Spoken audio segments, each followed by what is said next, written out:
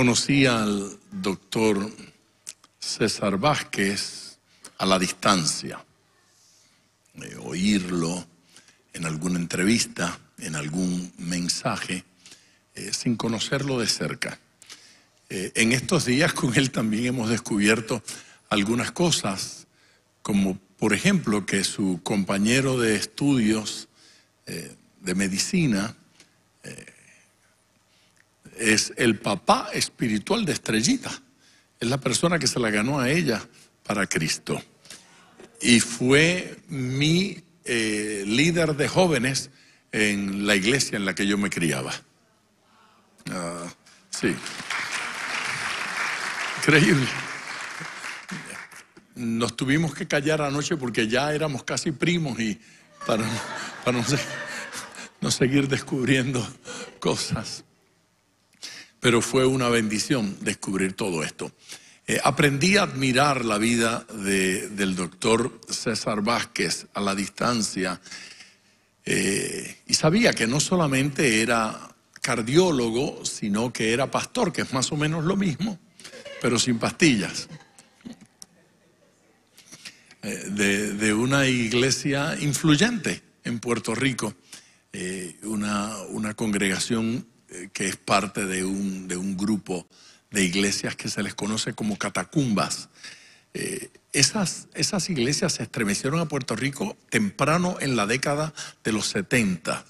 Y fue la gente llamada por Dios a ganarse para Cristo a los hippies, a los adictos a drogas, a los deambulantes en las calles. Eran así medios rebeldes y se reunían debajo de un árbol, en una plaza, debajo de un puente, sin excusas, en cualquier lugar para predicar el evangelio.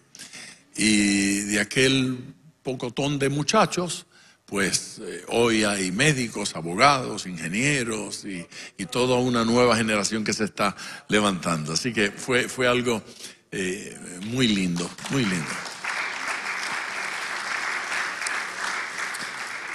Ese ministerio ha sido un ministerio muy consciente de las necesidades y de la falta de valores, de los problemas dentro de la sociedad, y han tenido una palabra y una respuesta al mundo y obviamente un desafío a la iglesia. Hace unos años, él con un grupo de personas fundaron un partido político. Un partido político que parecía estar destinado al fracaso porque Puerto Rico es como aquí, dos partidos. Y cualquier cosa que surge aparte de esos dos partidos, fracasa. Bueno, ese no fracasó. Ahí hay senadores, representantes, personas en distintas posiciones y la voz de ellos se hace oír. El doctor César Vázquez es fundador y hoy es candidato al Senado por Bayamón, sí, distrito de Bayamón allá en Puerto Rico. Claro, suena como que estoy haciendo campaña política, ¿verdad? No, porque si fuera aquí en Miami es posible que no lo hubiese invitado para que no hubiese creído alguien que estaba haciendo una campaña. Posiblemente lo hubiese hecho más disimuladamente, pero no, en el día de hoy mi alegría tener con nosotros al doctor César Vázquez y orar para que gane, porque necesitamos en el Senado y en la Cámara y en las alcaldías y en las gobernaciones y en la presidencia hombres de Dios con conciencia, mujeres, hijos del Señor, hijos e hijas del Señor.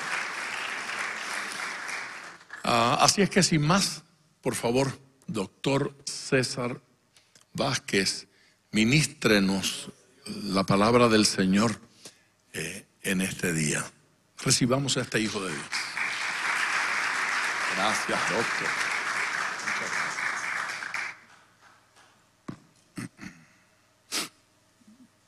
gracias. Parece ser que el micrófono rojo le cambia la voz a uno.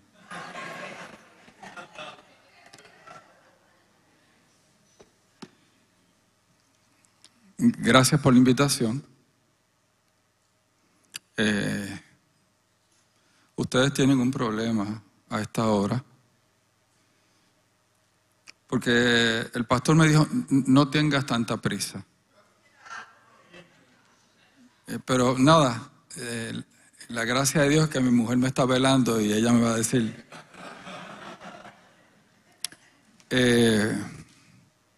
Oye, Ricardo, si las primeras dos canciones estaban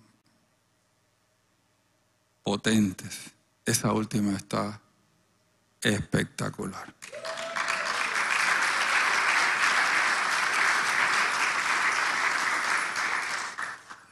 Yo fui médico de familia y en un momento dado hacía visitas al hogar.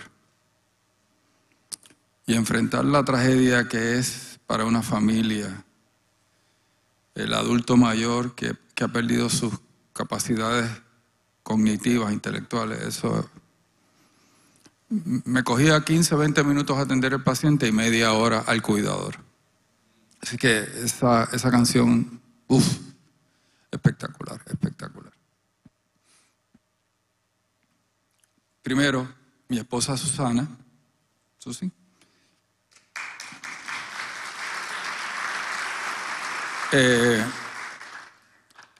llevamos 46, vamos para 47 años de casados.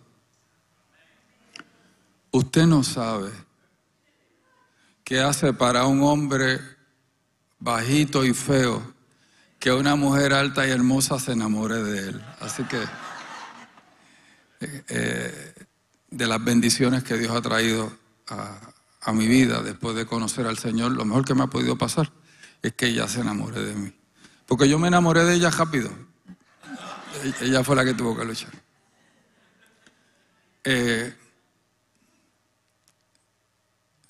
Cuando comenzó nuestro ministerio, yo tenía pelo.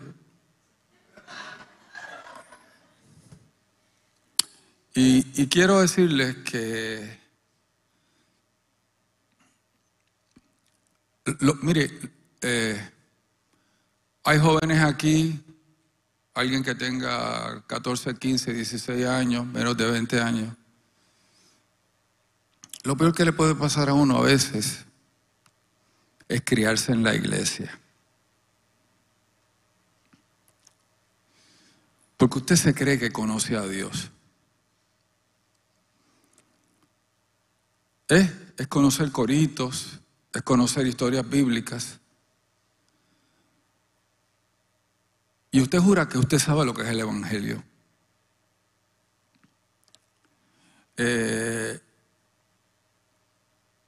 Y la realidad es que la iglesia tan solo es el papel del regalo. El regalo es nuestra relación con Dios.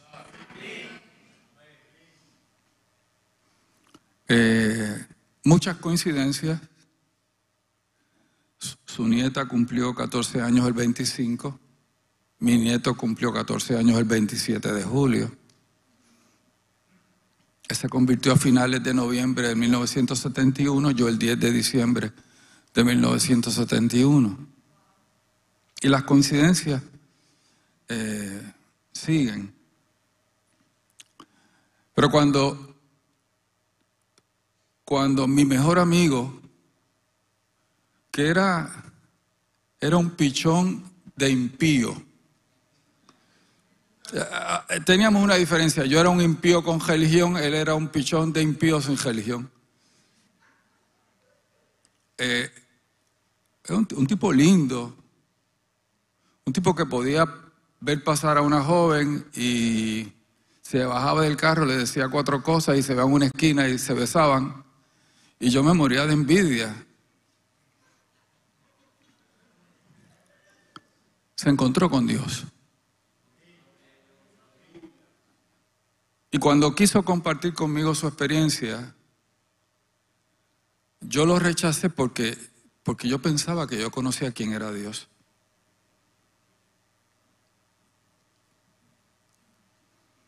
Y aquí es importante que entendamos, tener información de alguien no es conocerlo.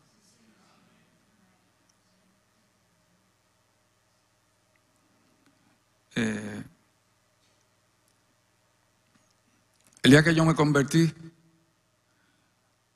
fue a pesar de mí. Me invitaron a un culto y yo le dije, ¿sabes qué? Yo no voy a entrar porque eso es manipulación de sentimientos. Y él me dijo, César, ¿tú te crees que tienes todas las respuestas? Lo único que yo te pido es que entres y escuches. Y si no te convences, te levantas y te vas. Y entré a pesar de mí. Yo puedo decir que las mejores cosas que me han pasado en la vida han sido a pesar de mí. Han ocurrido por obedecer, por estar dispuesto a cambiar mis sueños por los sueños de Dios. El problema con esa permuta es que cuando Dios te pide que cambies, que le des tu sueño, nunca te dice por adelantado cuál es el sueño de Él que Él quiere que tú cumplas. Y me acuerdo que entré ese 10 de diciembre a las 4:30, 5 de la tarde al sótano de la Escuela Superior de la universidad. Y por primera vez en mi vida vi un joven de mi edad con quien yo me podía identificar que decía que Dios satisface el alma.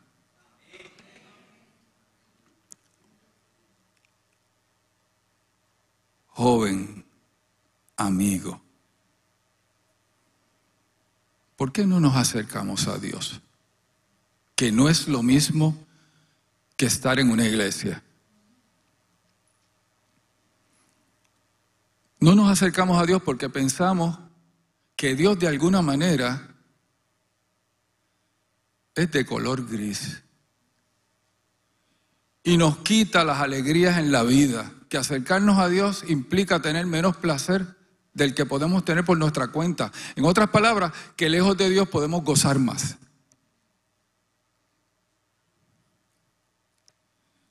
Y se nos olvida que Él es el creador de todos los placeres, inclusive el placer sexual.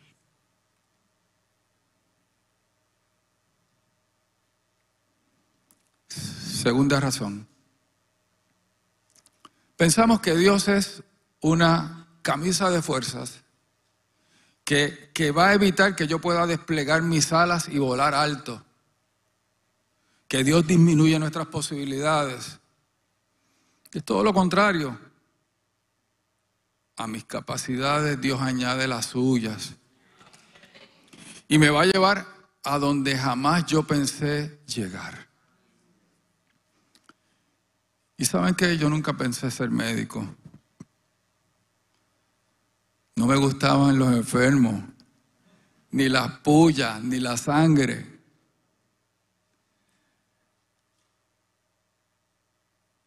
O sea, esta cosa de que hay gente que sueña con ser médico, pues ¿saben qué? Yo no. Jamás pensé ser cardiólogo. Nunca pensé ser pastor. Aleluya menos. Y nunca pensé ser político. Pero yo quiero que estemos claros. Yo no soy un político cristiano. Yo soy un cristiano que está en la política.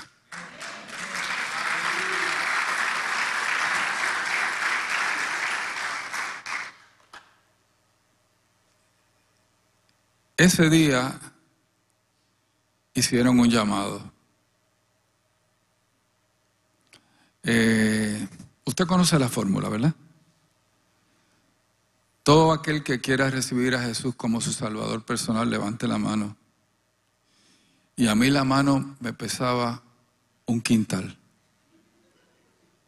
Yo pienso que 100 libras en Puerto Rico pesan lo mismo que 100 libras en Miami, ¿verdad?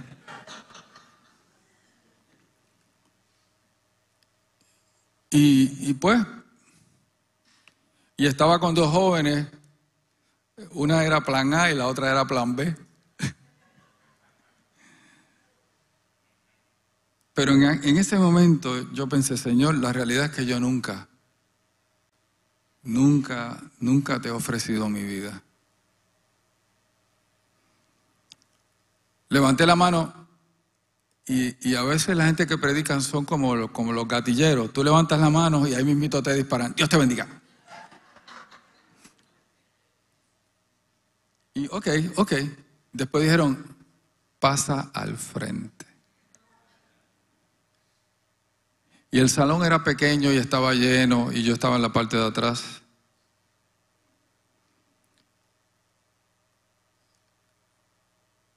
Y yo creo que mi amor por la verdad fue más fuerte que mi vergüenza. Y me fui con permiso. La gente me miraba y parecía como que Drácula pasaba a convertirse. Yo no tenía muy buena fama. Y yo no sé qué pasó. Yo me arrodillé y yo hice la siguiente oración. Señor, si tú existes y me cambias, yo te sirvo.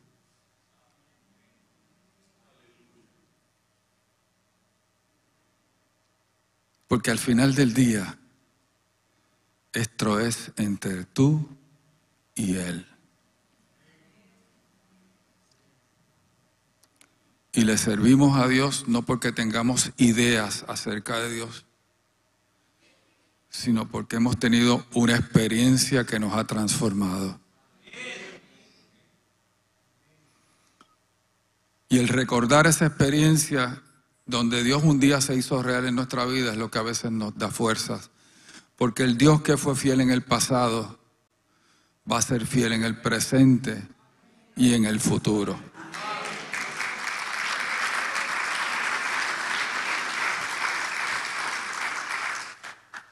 Y este fue el preámbulo. Vamos a 1 Corintios capítulo 2 y versos 1 y 2. Eso esta mañana no lo podía compartir.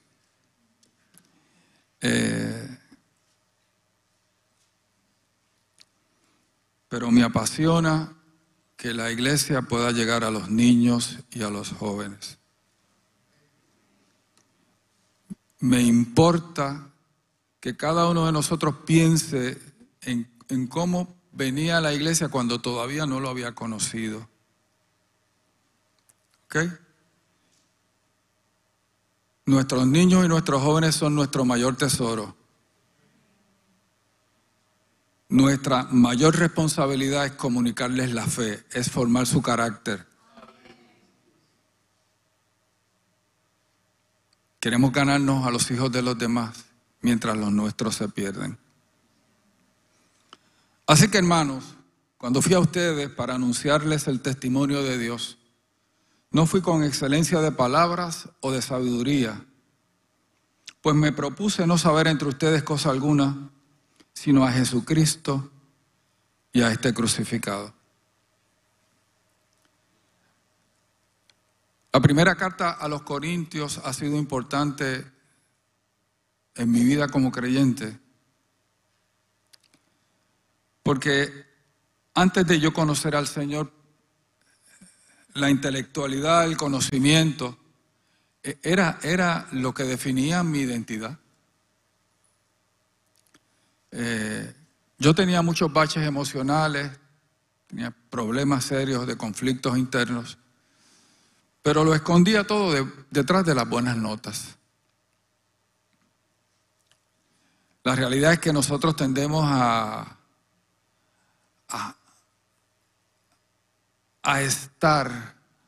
refugiarnos en esos espacios donde nos sentimos menos amenazados, cómodos.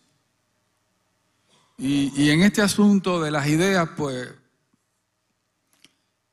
yo me sentía cómodo. Cuando leo la primera carta a los Corintios, escucho el argumento de Pablo diciendo que ya que en la sabiduría de Dios el mundo no conoció a Dios mediante la sabiduría, agradó a Dios salvar a los creyentes por la locura de la predicación. Y se me rompieron los esquemas.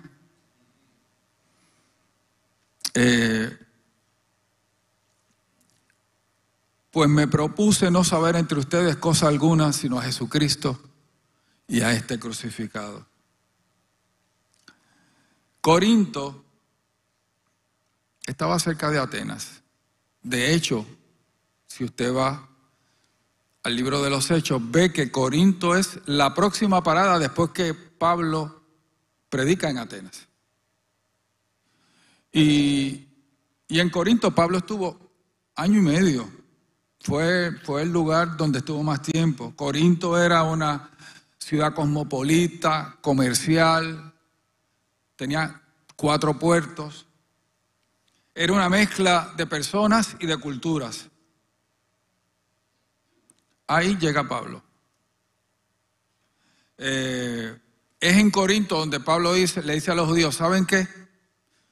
Como ustedes no quieren recibir a Jesús, yo me voy a los gentiles.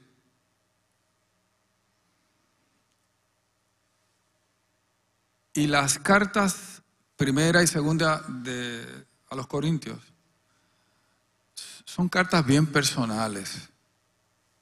Porque a esta gente Pablo los amaba.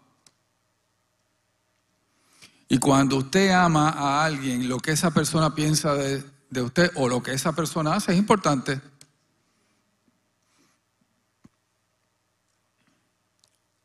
Cuando nosotros somos adolescentes y nos queremos llevar la vida de frente, no pensamos en lo que eso pueda causar a mamá, a papá, a mis abuelos, hasta que tenemos un hijo. Y la realidad es que cuando tenemos un hijo es que podemos entender a nuestros padres y entender a Dios.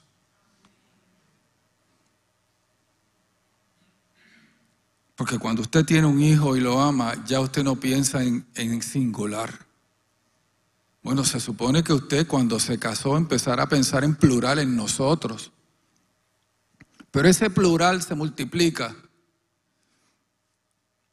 cuando nos nace un hijo. Pablo había parido a esta gente.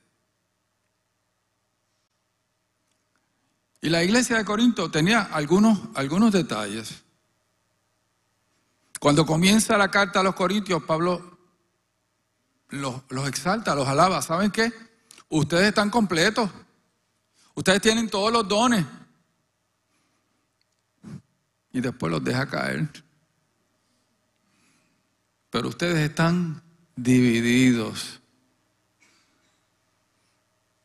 Y eso nos dice que la presencia de los dones no es sinónimo de madurez o de espiritualidad.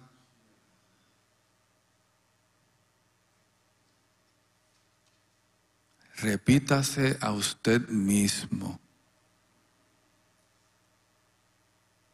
La espiritualidad no es tener un don. Porque el don es eso, es lo que Dios nos da.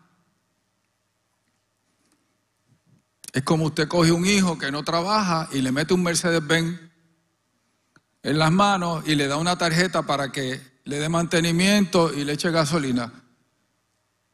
Usted se lo dio. El don habla del que da, no del que recibe. Y los corintios tenían todos los dones. Pero repito, la presencia de los dones no es sinónimo ni de madurez ni de espiritualidad. Me viene a la mente Sansón.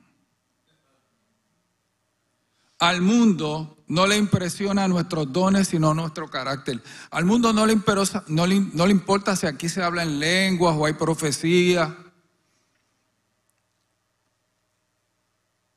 Al mundo le importa cómo usted se relaciona con ellos en la semana. Le impresiona ver cómo nos relacionamos con ellos y manejamos los conflictos inevitables de las relaciones humanas.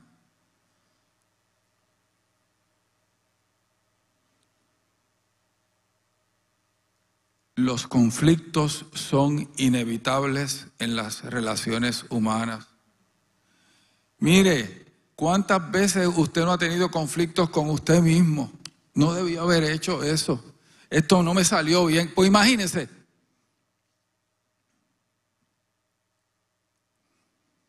Y si no aprendemos a manejar los conflictos, nos quedamos solos. Lo peor que nos puede pasar es crear cuentas de amargura a nombre de alguien. cuentas de amargura que se dan porque no perdonamos. Al mundo le impresiona nuestra capacidad de perdonar. Le impresiona cómo enfrentamos las tragedias y el dolor que la vida trae. Señores, preparándonos para venir para acá.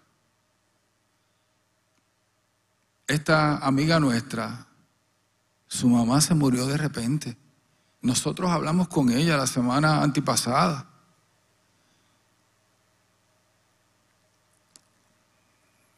Y de momento, ¿cómo compagina eso? Mi mamá, que es creyente, a quien yo amo, se fue. Y sí, yo sé que está con el Señor, yo sé que allí no hay más llanto, pero yo lloro su ausencia. Me hace falta.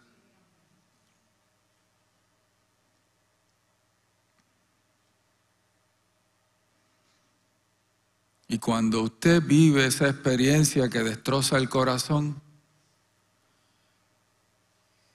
y usted experimenta el consuelo y la paz de Dios, eso impresiona al mundo. Pablo le dice a los corintios, ¿aún son carnales? Porque tienen entre ustedes celos, contiendas y disensiones. Son carnales. Carnales con dones. La iglesia de Corintios tenía todos los dones, pero permitía inmoralidad sexual que aún entre los gentiles era escandalosa. Usted ha escuchado las palabras inclusividad y diversidad.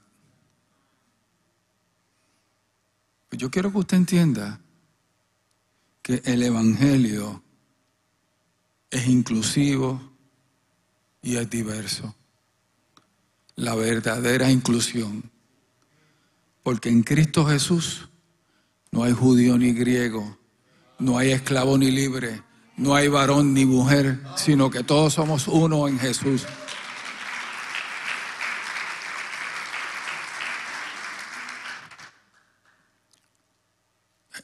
Es importante que entendamos, el buen impío peca.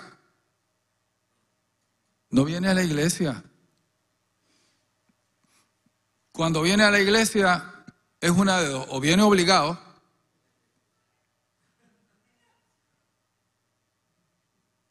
yo iba obligado de adolescente a la iglesia, o viene con segundas intenciones. Me gusta esa chica y ella va a la iglesia. Pues vamos para la iglesia, olvídese. Como dijo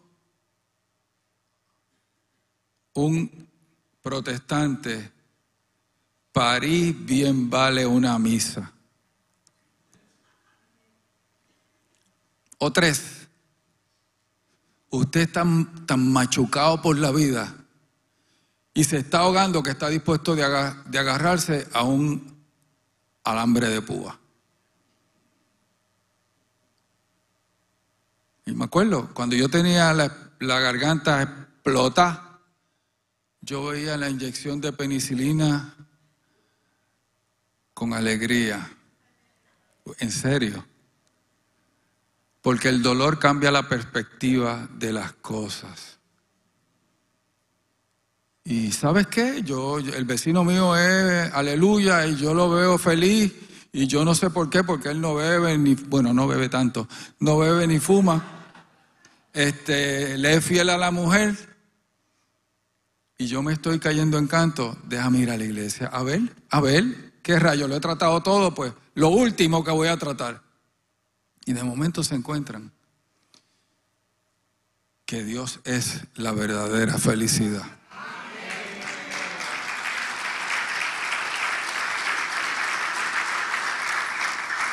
Pero la gente va a llegar por ahí como viven.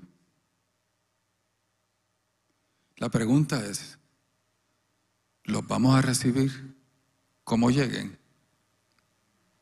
Y me acuerdo de este hombre como 6'2", 6'3", que llegó un día a la catacumba vestido de mujer. Y yo sabía que era una mujer, que era un hombre vestido de mujer.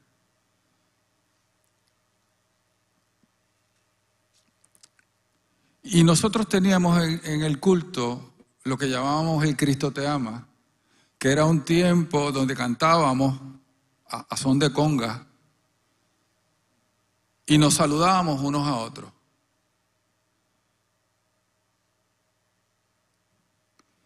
Y cuando empezó ese momento, algo me dijo, ve y abrázalo. Y fui y lo abracé. Porque la obra de transformación en la gente no la hacen nuestros prejuicios. La obra la hace el Espíritu de Dios. ¿Ok? Que coge una mata de moribibí y la convierte en una mata de rosas. El único problema es que las dos tienen espinas. Y cuando digo que las dos tienen espinas es que conservamos nuestra naturaleza humana. Yo quiero que usted entienda algo. No es que la gracia de Dios actúe en nuestra conversión y después corremos por nuestra cuenta. Es que la gracia de Dios es necesaria para toda la vida.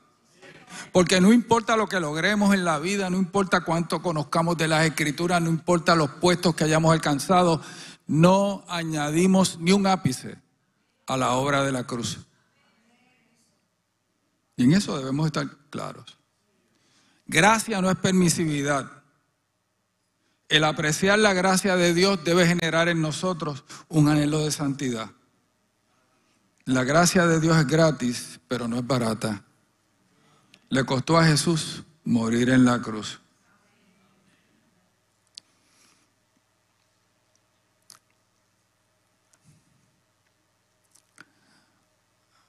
Hay un pasaje en Isaías 53, verso 11. Mire, el capítulo 53 de Isaías es el pasaje del siervo sufriente. Cuando usted lee ese pasaje, usted ve un retrato psicológico de la persona de Jesús, de la obra de la cruz. 800 años antes. Cuando usted ve ese pasaje, usted se da cuenta de que Dios revela, de que Dios le revela a sus profetas. Cuando mi fe está un poco temblorosa, yo me leo Isaías 53. Y se nos habla del rechazo que tiene Jesús, el Mesías. Subirá delante de nosotros cual renuevo de tierra seca. Planta que está creciendo donde no hay agua, seca. Le veremos, pero no lo vamos a desear porque no hay hermosura en él. Señores, la cruz no es atractiva. Pero al final nos dice que después de todo ese sacrificio, él verá el fruto de la aflicción de su alma y quedará satisfecho. Yo quiero que usted entienda que cada uno de nosotros somos el fruto de su aflicción. Cada uno de nosotros somos el fruto de su aflicción. Como cada niño que nace es el fruto de la aflicción de una mujer. Pero créame, duele menos parirlo que criarlo. Y los hijos son hijos para toda la vida. No importa que se hayan ido, todavía pesan en el alma de una madre. Somos el fruto de la aflicción de Jesús. La iglesia en Corinto tenía todos los dones, pero eran malagradecidos. No reconocían la autoridad espiritual de Pablo, ni tampoco eran agradecidos por el esfuerzo y los sacrificios personales de Pablo para discipularle. Yo quiero que usted entienda algo. En estas dos cartas, Pablo maneja el hecho de que hay gente que cuestiona su apostolado. Y cuestionan su apostolado porque Pablo no cumplía con unos requisitos básicos para ser apóstol. Si usted va a principios del libro de los Hechos, cuando van a sustituir a Judas, los definen, que hayan caminado con Jesús desde el principio de su ministerio y que hayan sido testigos de su resurrección. Pablo no cumplía con esos requisitos. Así que pregúntese, al individuo que es el escritor más prolífico del Nuevo Testamento, el que fundamenta la teología cristiana, se le cuestiona su apostolado. Y hay gente por ahí que se pone ese título como si esto fuera que uno lo consigue en cualquier sitio, ¿verdad?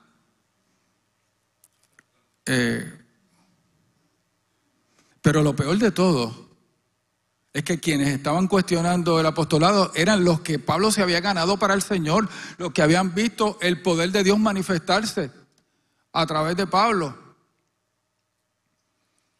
Pablo les dice en el capítulo 9, verso 2 de 1 Corintios, si para otros no soy apóstol, para ustedes ciertamente lo soy, porque el sello de mi apostolado son ustedes en el Señor.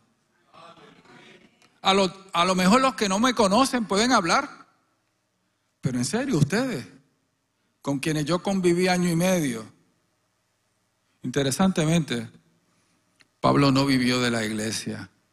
Pablo, con Aquila y Priscila, se sostuvo construyendo tents.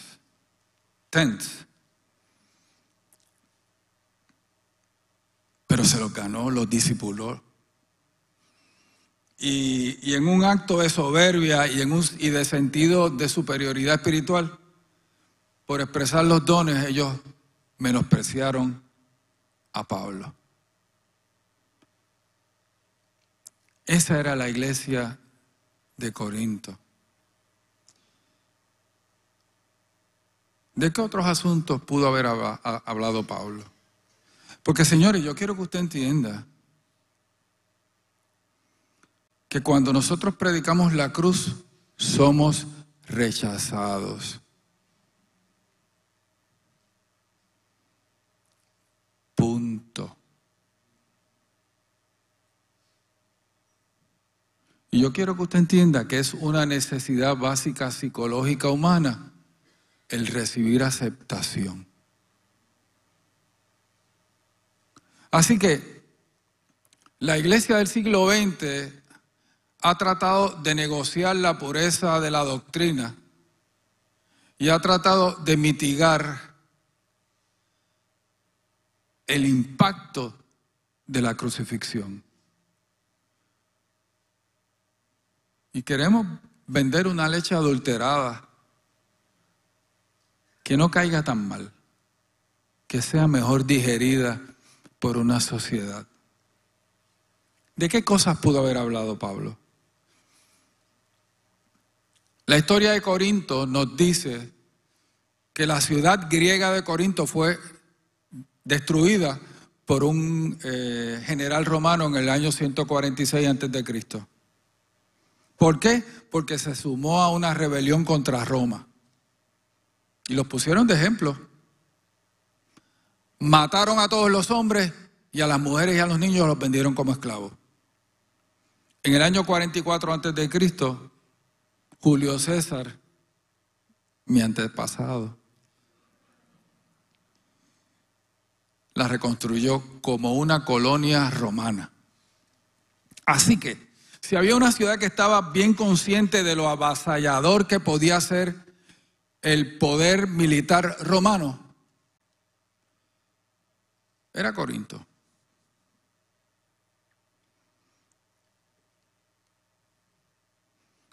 Los romanos se ufanaban de tener el ejército más poderoso de la época. Y predicar el evangelio de la cruz era visto para ellos como una expresión de debilidad y de opresión. Y aquí quiero aclarar algo. Los judíos no crucificaron a Jesús. A Jesús los crucificaron los romanos. Algunos de los líderes judíos entregaron a Jesús. Pero es importante que entendamos que Jesús fue a la cruz por el pecado de todos nosotros. Los culpables de que Jesús muriera en la cruz fuimos nosotros. Porque Él nos vio antes de que naciéramos y nos amó. La Biblia nos habla de que Jesús fue, que la voluntad de Dios era que Jesús en su momento fuese el sacrificio para la reconciliación de Dios con el ser humano, y que eso fue definido en la eternidad, antes de que el hombre pecara. Esto no fue un parcho de última hora. Esto era parte del propósito de Dios. Cuando Pedro habla después del derramamiento del Espíritu Santo en el libro de los Hechos, la expresión que Pedro utiliza es a este, refiriéndose a Jesús, entregado por el determinado conocimiento de Dios, ustedes crucificaron.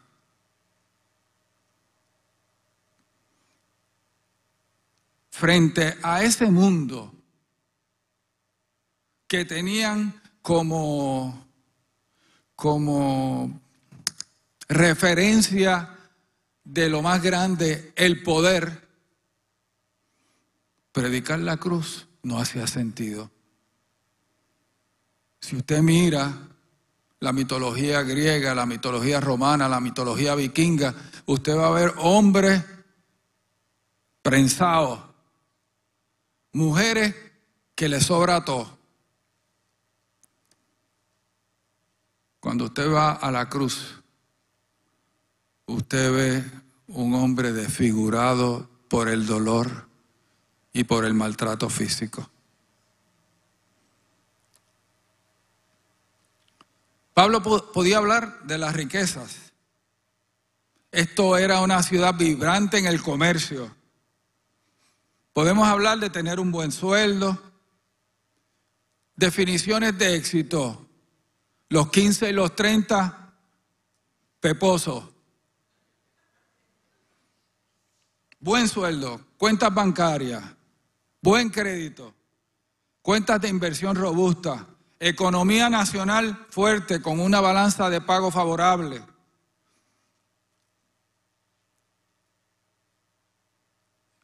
Y de momento nos hemos creído el cuento de que yo puedo vivir lejos de mi familia y que cuando llegue el momento en que mis capacidades disminuyan, una buena cuenta de retiro o una agencia de gobierno va a sustituir la familia. ¿Y sabes qué? Con todo y dinero se mueren podridos de llagas. Porque no hay sustituto para la familia. Es la familia la que protege al individuo en los extremos de la vida, en los momentos de necesidad. Pero nosotros le hemos vendido a nuestros jóvenes, a nuestros viejos, que, ¿sabes qué? El dinero lo resuelve todo.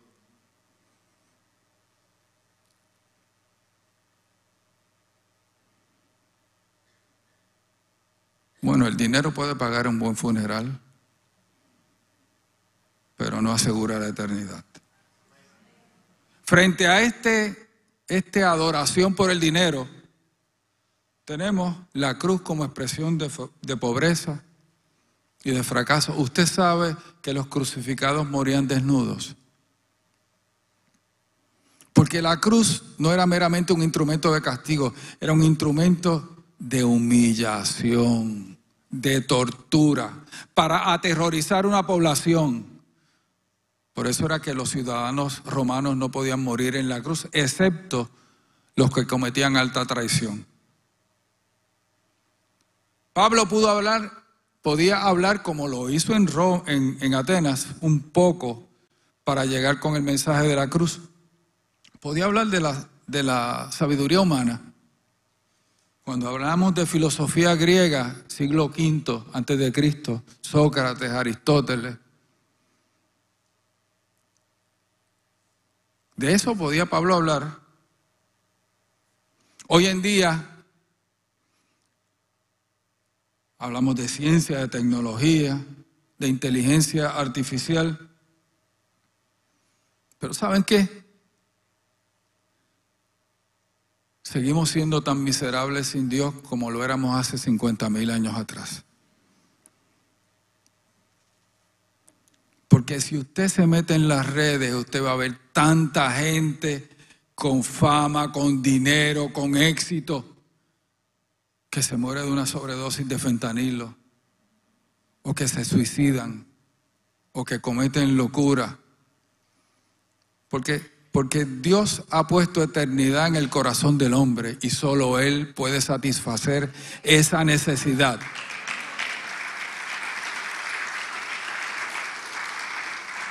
Jesús le dijo a la mujer samaritana, y oiga, yo quiero decirle que el pasaje de la mujer samaritana es de los pasajes que a mí me apasiona. Jesús le dijo, el que beba esta agua volverá a tener sed, pero el que beba del agua que yo le daré no tendrá sed jamás, porque el agua que yo le daré será una fuente que salte para vida eterna.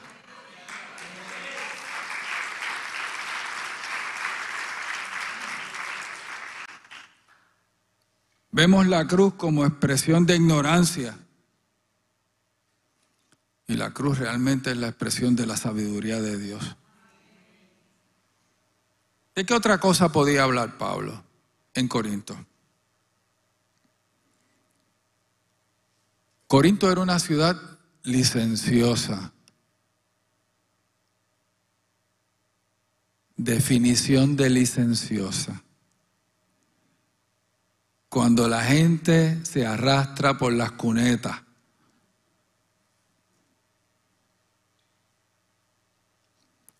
¿Se acuerdan del pasaje del hijo pródigo? Se fue lejos viviendo perdidamente.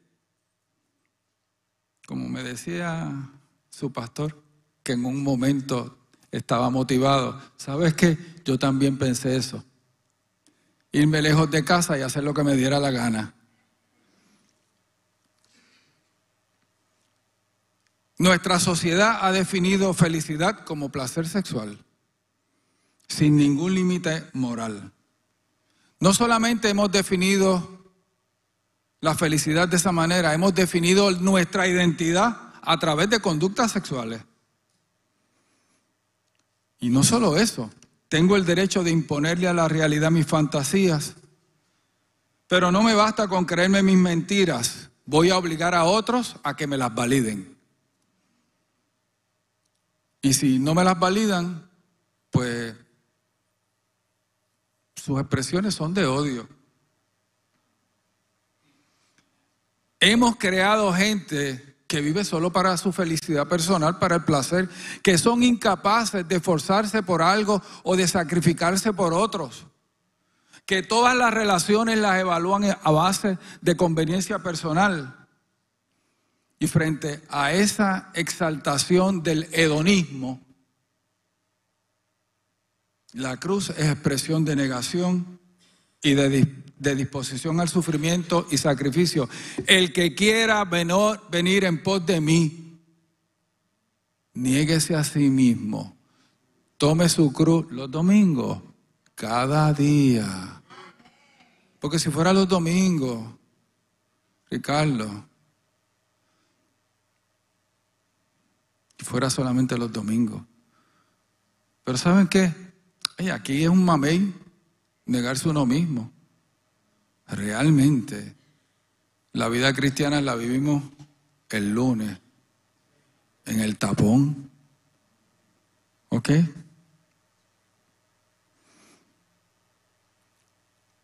Mi identidad fundamental es que soy un hijo de Dios. Todas las otras identidades son transitorias. Yo quiero decirle eso, o sea, pues tenemos luchas con nuestras tentaciones sexuales, pues sabes que allá arriba no habrá sexo. Yo le digo a mi mujer, aprovéchame aquí abajo.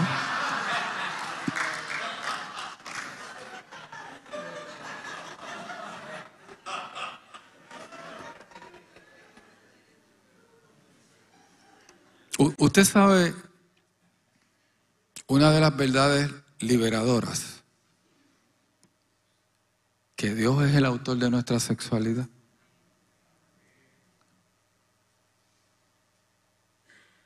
Antes de que Dios creara a Eva, Adán le pasaba el trimmer todos los días a Edén, al jardín del Edén. Después que creó a Eva, como al mes, la hierba llegaba al cielo y entonces fue que Adán se recordó. En ese momento donde todo el cansancio se va y nada más nos importa, el Espíritu Santo nos cierra los ojos. Dios nos acompaña, porque ¿saben qué? El placer se lo inventó Dios, pero no hay mayor placer que estar en comunión con su Espíritu. No hay manera de quitarle el escándalo a la cruz.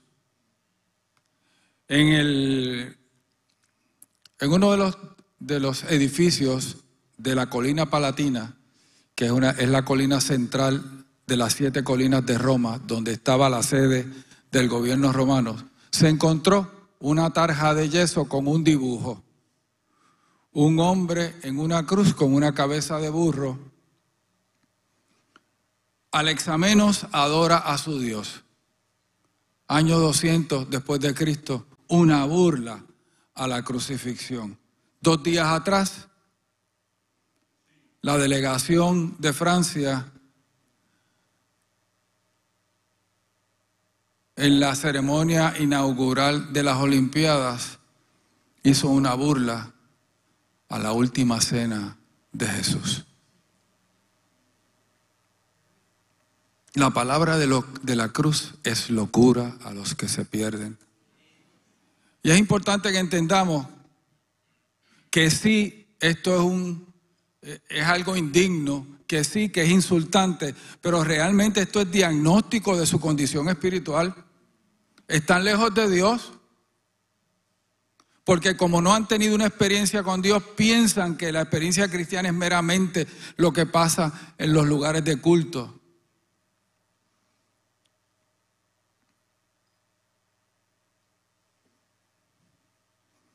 Le va la vida a la iglesia en seguir predicando a Cristo y a este crucificado. Yo quiero que usted entienda, yo no sé aquí, pero en Puerto Rico tenemos un montón de jóvenes metidos en el trasiego de drogas, que están matando y los van a matar si no se encuentran con Dios primero. Ya hay gente que está más allá de las instituciones de la justicia, de la policía, de los fiscales, de psiquiatras, de pastillas. Hay gente que su vida depende de que el evangelio llegue a ellos, pero el evangelio verdadero, el evangelio del arrepentimiento, el evangelio del poder, y eso está en la cruz. Pablo dice, palabra fiel y digna de ser recibida por todos, que Cristo Jesús vino al mundo para salvar a los pecadores, de los cuales yo soy el primero. Y yo quiero decirle que en ese versículo yo me apunto, porque no me avergüenzo del evangelio, porque es poder de Dios para salvación a todo aquel que cree, al judío primeramente y también al griego. porque lo mejor que nos ha podido pasar en la vida es encontrarnos con Dios.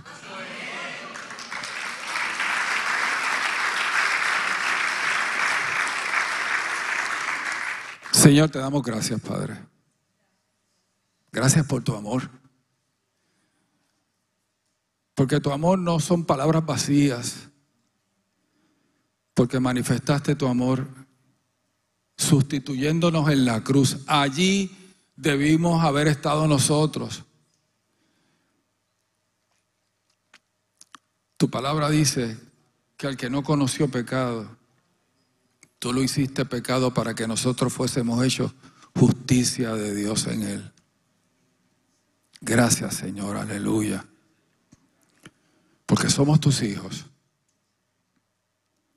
Porque nuestro nombre está escrito en el libro de la vida.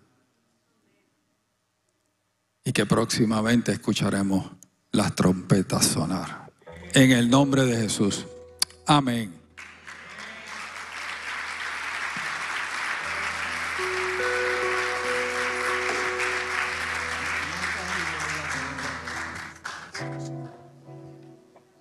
Dios ha sido maravilloso con nosotros en el día de hoy. Dios siempre es bueno con nosotros. Amén. Amén. Les puedo testificar que en este día Dios nos ha hablado y ministrado en cada culto. Y es verdad que predicamos un sermón 2 veces y nunca es lo mismo. Así es que Dios nos dijo cosas nuevas en este segundo culto. Los que tuvimos que participar de ambos, algunas cosas Dios nos las reafirmó y otros elementos añadió. Cuando el doctor Vázquez dijo mamey,